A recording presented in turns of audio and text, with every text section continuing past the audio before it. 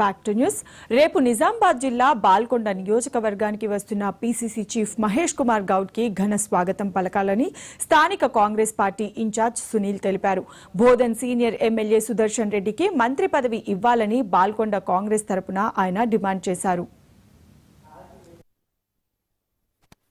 అధికారంలోకి వచ్చి 15 మాసాలు గత 15 మాసాలుగా అనేక సంక్షేమ ఫలాలను ప్రజలకు అందిస్తున్నప్పటికీ ఈ నిజామాబాద్ జిల్లాలో ఏదో తక్కువ ఉన్నట్టు అనిపిస్తుంది. నిజామాబాద్ జిల్లాకు ఇన్ఛార్జ్ మంత్రి ఉన్నటువంటి జూపల్లి గారు మా అందరికీ ఎప్పటికప్పుడు మార్గనిర్దేశం చేస్తున్నప్పటికీ జిల్లాలో అన్ని సమస్యలు పట్టించుకొని తీరుతున్నప్పటికీ వారికి అనేకమైనటువంటి బాధ్యతలు ఉన్నాయి.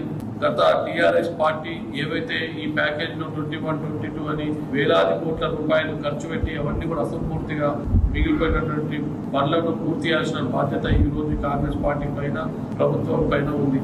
మరి ఈ ఉన్నటువంటి ప్రాజెక్టులన్నీ సమర్థవంతంగా పనిచేయాలన్నా అక్కడ నీటి వనరులను సమర్థవంతంగా వాడుకోవాలన్నా ఎప్పటికప్పుడు పర్యవేక్షించాలన్నా మాకు ఇక్కడ లోటు కనిపిస్తున్నది.